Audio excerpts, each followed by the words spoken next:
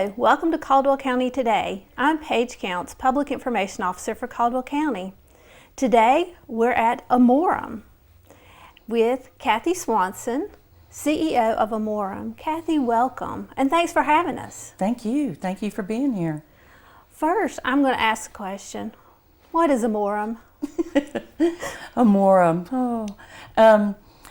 Well, about a year and a half ago, we decided that we needed to rebrand and come up with a new name, partly because of our service in the high country.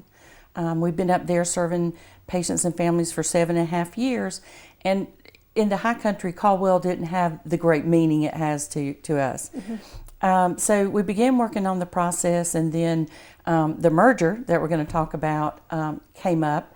And so we sat down together and came up with a new name. We wanted a name that was easy to say, easy to spell, short, but that had real meaning to us. And so the word amor means love, as most of us know. And the word AMOREM means the act of loving. So everybody really liked it. Well, I won't say everybody. Almost everybody really liked it, which is saying a lot, because we passed this by board members and experts and staff and everybody. But, you know, Paige, when people here that work here talk about why they do what they do, the adjective you will hear most often is, I love what I do. Mm-hmm. I love what I do. And so I think the name fits us perfectly. I think it does. And along with the name, you have a new logo. Tell us a little bit about your logo. The logo means it's the flower of life, represents the flower of life, and it has beautiful colors. I think warm and comforting colors. And so we're excited about that too. So it really is a whole lot of change. And let's talk about the other change, merging with Burke Hospice. Caldwell Hospice here in this county has such a rich, wonderful reputation. And I think sometimes people think all hospices are like what we have right here in Caldwell County. So why the merger? Yeah, well, you're absolutely right. People in our area often do not recognize how fortunate we are to have such a rich hospice that offers so many services with these beautiful inpatient units. You know, only about 25% of all hospices in the United States even have an inpatient unit, and we have 2. So, you know, we extended, as I said a minute ago, we extended our service area to the high country 7.5 years ago. So we learned a lot about how to work across a broader geographical space. And then in January or February of 2020, leaders from the Burke Hospice came to us and said, you know, we're interested in a partner. We are very similar in almost every way. We're both community-based, not-for-profit, private hospice organizations. We were even started actually within a year of one another in the 81, 82 years. That would be 19. Very like-minded, similar missions, lots of focus on quality care, lots of focus on outreach into our community with grief education and support, that kind of thing. So over the next year, there were lots of discussions, and finally on May 1st, 2021, we became one. So we just merged together under the new name of AMOREM. Same kind of care, everything's still operating on the front end the same. Now there is lots going on in the background to sync up the two organizations. But it's really been a collaborative effort, which sometimes takes a little more time and energy, but I think we get a better result. So you mentioned the front end, what people see. What's not changing? Oh, patient care isn't changing. In fact, if anything, it's going to be even better. We have excellent direct care staff going into homes and facilities, providing services to patients in both the Burke service area as well as the Caldwell area and the High Country. Our patient care units are still operating. Nothing changes there. So I call that the front end, the direct patient care. The care to our patients has been seamless. Besides wearing different color scrubs, when we changed our color, it's a beautiful blue. That's probably the only thing they've noticed. So we've been able to continue the great care that our direct care staff provide in both service areas. So what's changing? Well, from an operational standpoint, a lot's changing behind the scenes, back office, if you will, policies and the procedures, the type of electronic medical record software that we use, processes, all the financial stuff is being integrated and changed. How we lead, how we organize ourselves, how we communicate is all changing. It's a lot of work, but I'm very proud to say that for the 8 senior leaders who I work directly with, 3 of them are from Legacy Burke, 1 is from the High Country, and the other 4 are Caldwell. So of course I stayed in my position, thankfully, and I work closely with all of them. So we have representation across our entire service area. Cathy, for our viewers who may not know you, tell people how about your career with Caldwell Hospice, because you have been here you have led through so many changes in this organization. So just tell people a little bit about that. Oh my goodness, I came here before some viewers may have been born. I came here August 1st, 1988, so I just celebrated the end of my 33rd year. I came on board the first 17 months. I was a medical social worker, which is my undergraduate, and just fell in love with the work we do, and had the opportunity was presented to me to become the executive director. And I still love AMOREM it today. And so, yeah, 33 years. 33 years, and in that time, you have built one of the first inpatient care units in the state. It was actually under construction when I came. So I was charged with running the very first patient care unit in the state of North Carolina, and that was February 1st, 1989. And then we constructed the whole Hudson campus, the Robbins Center, in 2010. Of course, we've done lots of renovations and upgrades.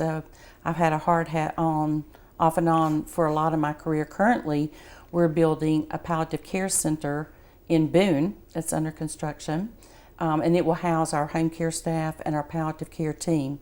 Now, it's not for patient care, but it will house our team up there. It's located just outside of Boone. So lots of changes. When I came here, we were taking care of about 15 to 20 patients a day. Now we're taking care of 325 to 335 patients a day. So it's been a tremendous growth, but it's been a very positive growth here and very accepting. Let's talk about your board of directors and how that's changed. Who makes up your board of directors now? Yeah, good question. Well, one of the saddest things for me about the merger, I'm happy about lots and lots of it. It's a very exciting time here, despite the workload, which is pretty heavy.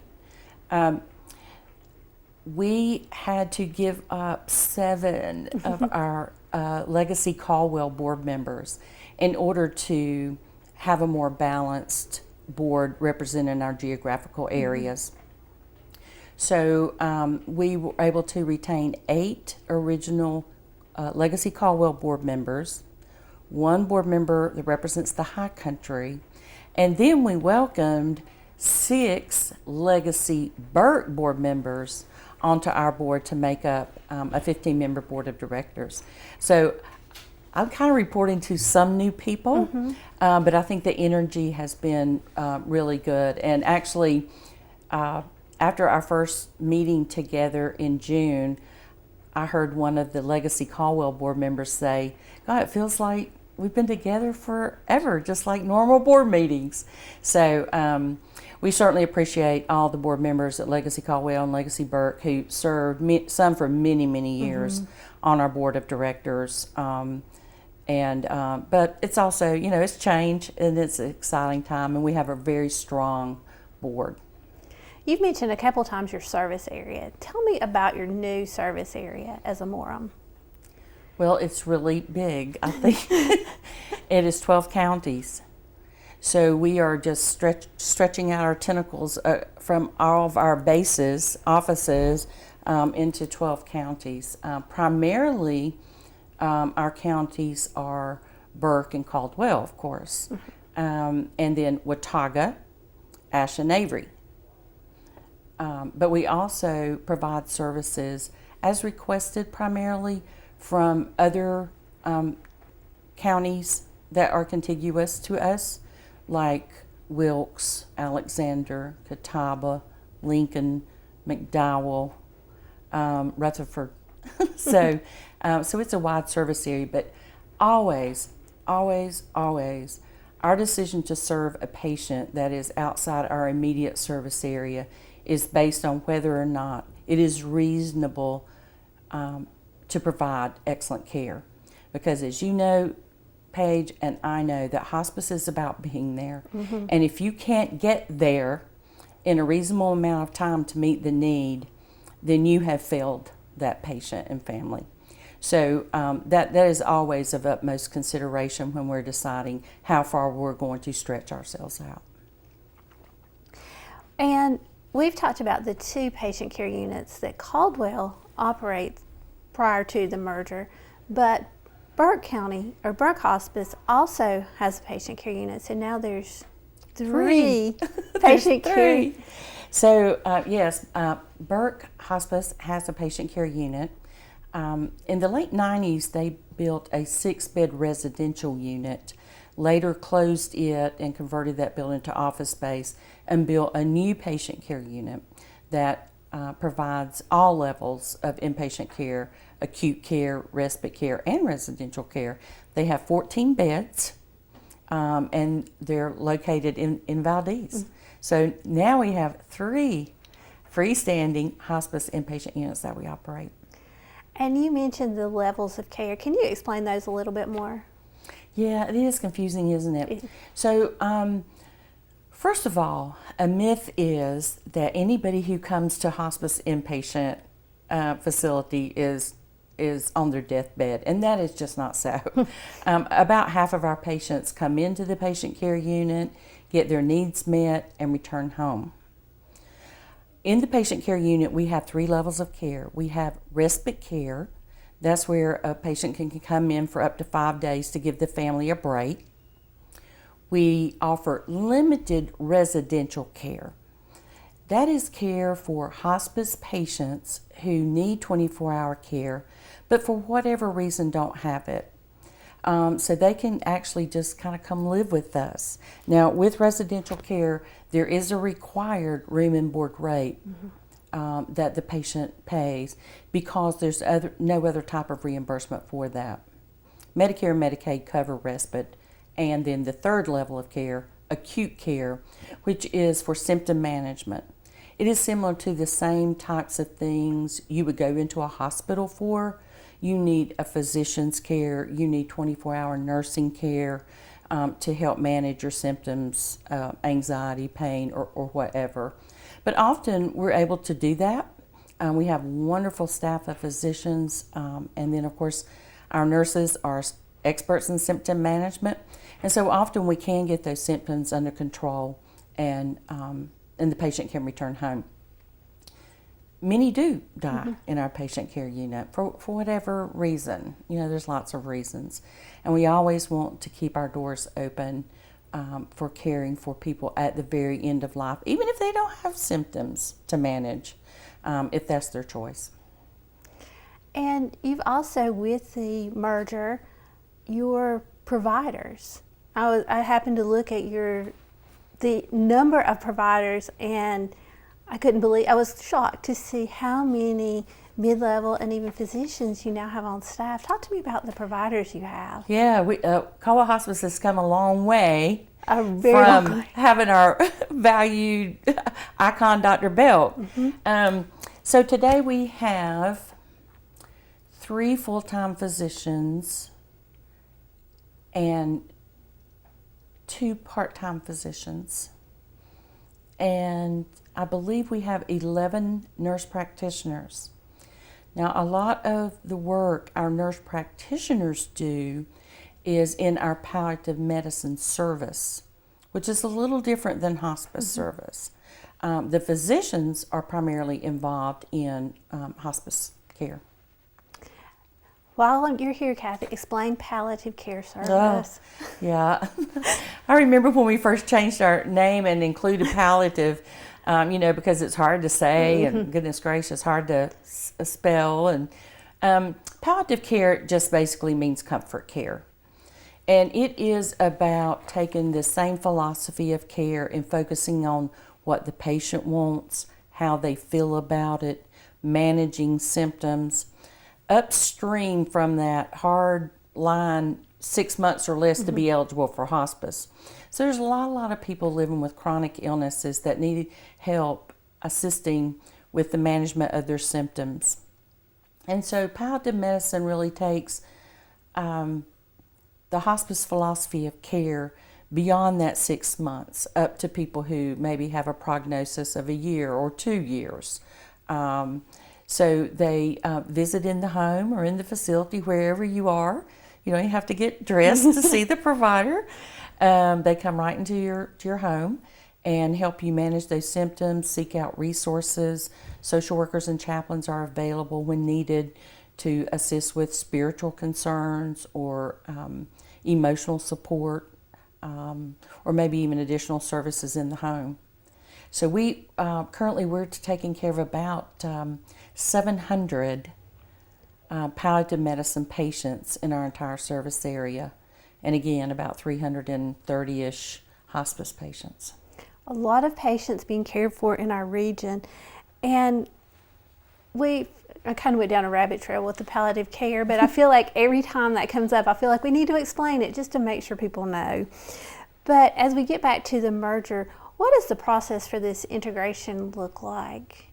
I mean, I know that you've started down that road and there's a lot going on, and you are very busy and your staff is very busy, but patients may not see that.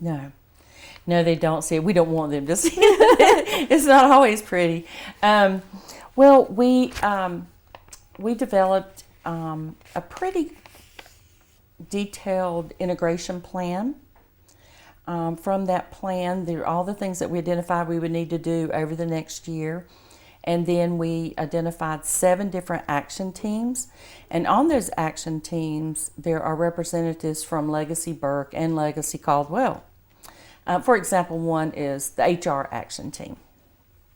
And those teams are working together to work through all of the details. And I think there's no end to the details. But it was interesting, Paige, because just before we merged, people kept asking me, well, how are we going to do about this? And how are we going to do that? And I would say lots of unanswered questions. So as soon as we rolled out the integration plan and the action teams, I said to them, now you're going to figure out how we're going to do all of those things. So you're going to be able to answer your own questions, because certainly I had no idea. We have never done an integration, so it's been a real learning experience. For the most part, it's been a wonderful experience. There have been some tough times. We've had some hurdles to jump coming together, but it is quite complex. And in fact, today, earlier this morning, I was in a 1-hour call on how are you going to manage the phone system? We're getting ready to install a new phone system throughout all of our service area. And so for an hour, we talked about how are we going to handle phone calls, not just between 8 and 5, but after 5 and on weekends. So it seems like everything you touch, every form name, every policy, every piece of stationery, everything. Re-educating staff, because I'm sure Burke Hospice has a legacy of certain policies in Caldwell, and they absolutely weren't written by the same people, so they don't match. No. They may be close. Well, I mentioned earlier collaboration, because it really has been a collaborative effort. And our goal has been to take the very best of what Legacy Burke did and the very best of what Legacy Caldwell did and put that together so that we make sure that we come up with the best practices possible.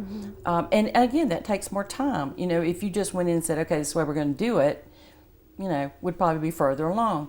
But that's not the best way to do it, and that's not the way we wanted to do it intentionally. Even in the beginning, we wanted to be collaborative. Cathy, when we first started talking, we talked about how unique Caldwell Hospice is, and similarly Burke Hospice is. How does that compare with what's going on nationally? Because, like we said earlier, what we have here is so unique. And if you leave this area and you look at hospice, I know from personal experience, I have a mother-in-law in Florida, and we started talking about hospice care for her.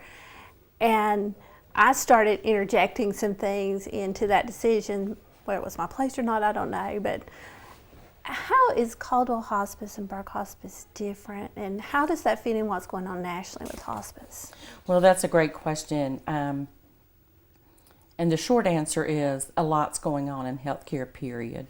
Payment models are changing, and lots more to come. A lot more focus on taking care of the whole person, to have seamless transition in care.